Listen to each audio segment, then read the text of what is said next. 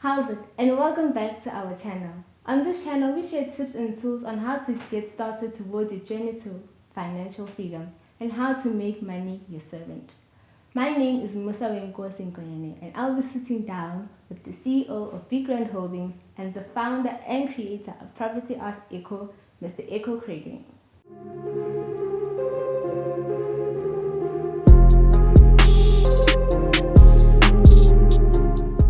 Echo, thank you so much for welcoming me into your space. It's always a pleasure. So I recently just graduated from university and I just started my first job. So we all know that real estate investing is a good investment, but for someone like me who just started a new job, it's still very intimidating and I don't know where to begin. Yes. So it brings me to my very first question that I have for you today. How does one prepare themselves to get into real estate investing, and what do I need to know before I get started? Okay, so I think for me, I'll just get straight to the point, right? There's no need to fluff around. But the number one thing you need to do to prepare yourself to become a tycoon investor or just a real estate investor, and I'm hoping that you'll be an average, over an average real estate investor. You won't be a mediocre. So the first thing you need to know is why. What is your why? Why do you want to invest in real estate? That's the question you need to ask yourself. For example, I wanted to invest in real estate because, one, it provides value to people. It's shelter. It's one of the basic needs of human beings, right? The second part is, of course, I want to make business out of real estate. And if I want to make business out of real estate, I need to make profit, right? So then every single property that I buy, or when I started and even now continuously, I look at every single property and I say, I need to get 5 income streams from a single property. And why am I saying 5 income streams? Because property sitting there is, if you've studied well and you've gotten the right mentor to coach you, you will see amazing things out of property. The first income stream I look at is, of course, the rental income, right?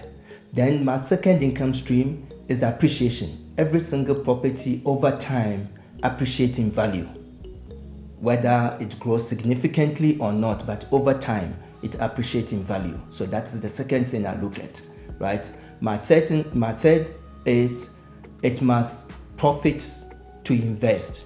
So basically, I need to leverage from my properties to invest in other properties. So if I can't do that, then I'm not going to buy that property, right?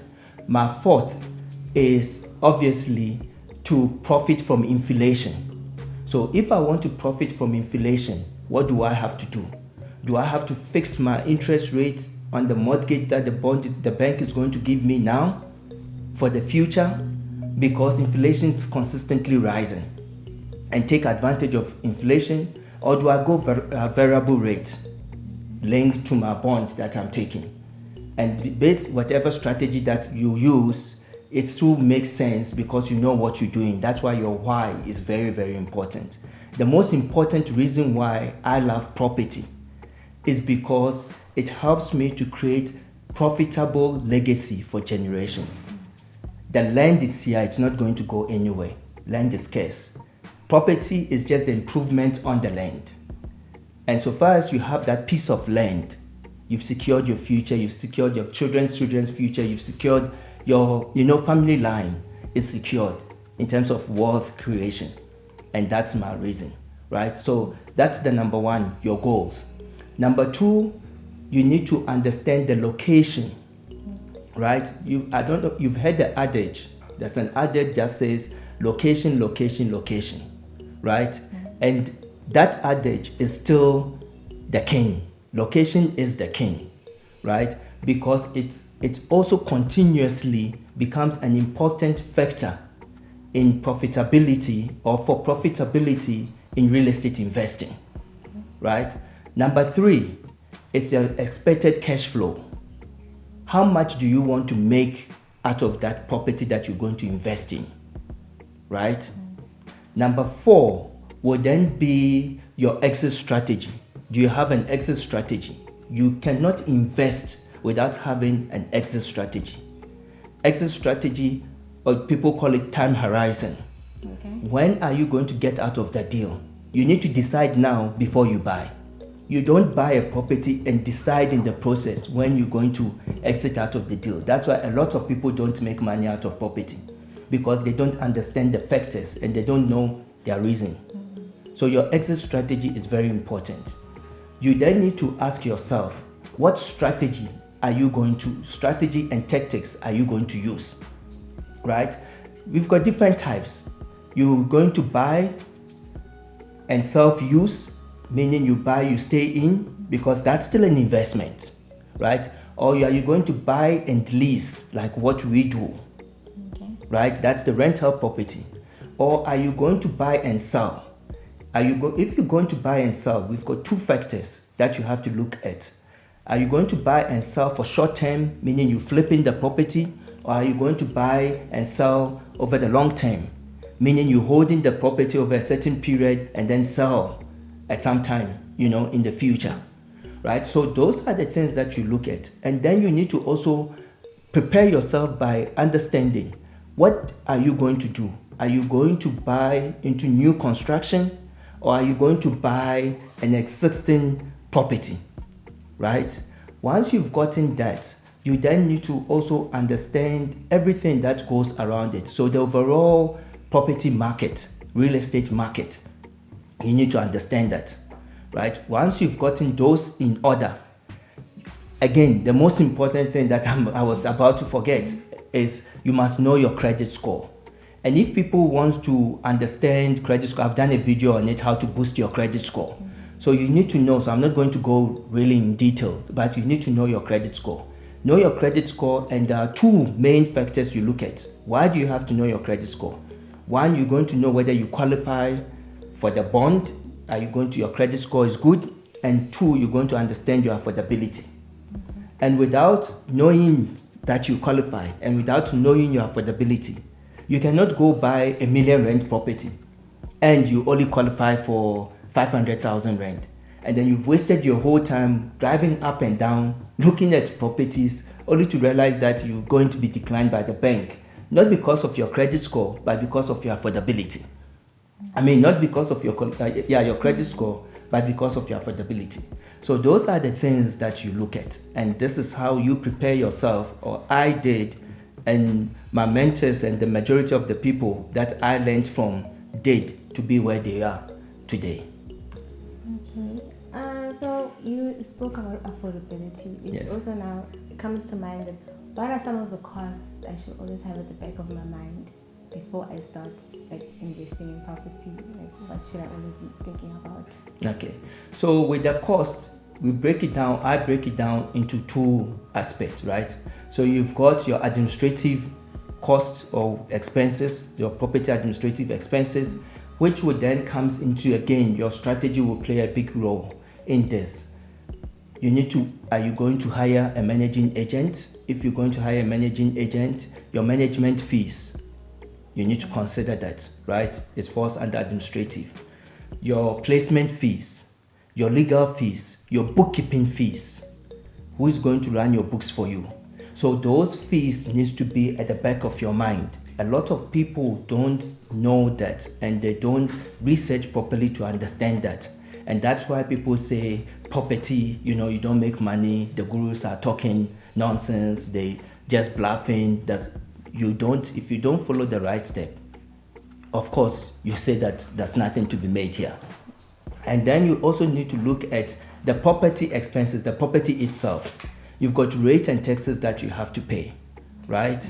You have electricity bills that you have to pay. You have insurance that you have to pay. So those are the repairs and maintenance. So you need to factor all of that in.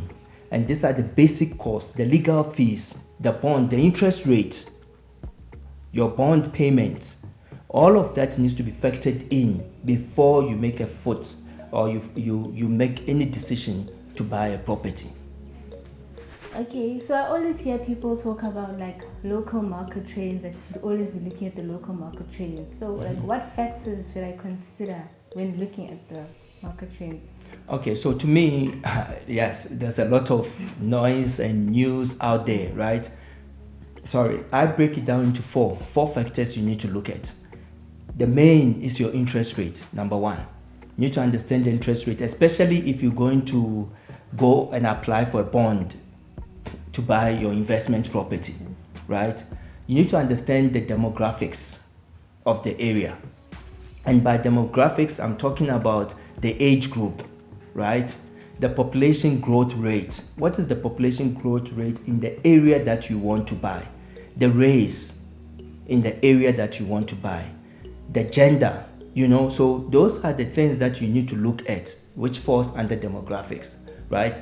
Then you need to understand the economy, because you cannot invest without knowing the economy, right? So with the economy, we're talking about the GDP of the economy, the employment rate of the economy, or in the area, the local area, because South Africa GDP or South Africa economic growth rate or employment growth rate might be small, but there might be, jobs available in Sandton. There might be, that area might be booming. There might be factories that opening up next to Rosettenville, and therefore people will need a place to sleep. There might be courts that are being built in the south of Johannesburg. Did you have an idea of that? So those are the things that I'm talking, the economy. That's what you look at. Of course, you've got the macro and micro. So you look at the bigger picture, what's happening in South Africa, you drill it down to the area that you want to invest in. Once you've understood the economy, then you go for government policies. Why do I talk about government policies? When I invest, I've got three partners, right? Okay. It's me with my skills, my knowledge, which I'm a partner with myself. Okay. Then I've got the equity partner, the person that's going to put hard cash money in the business, right? And I've got the funders, which is the banks, the financiers that are going to put money in. I looked at them as a partner. And the taxman, very crucial, is my partner.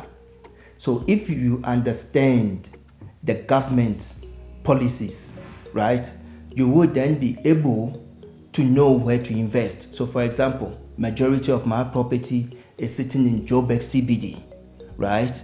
Berea, Yeoville, Hillbrow, Bertram, areas that people don't want to invest in. But you've got what you call the UDZ, right? The urban development zone. You get tax subsidies, right? So I make the government my partner, because government itself does not create the jobs or does not revitalize the environment or the area, but they subsidize us as investors to do that for them. So you get massive tax credits and tax deductible from the government. So those four factors that I've just mentioned is what you need to look, the main core that you need to look at before. Yeah.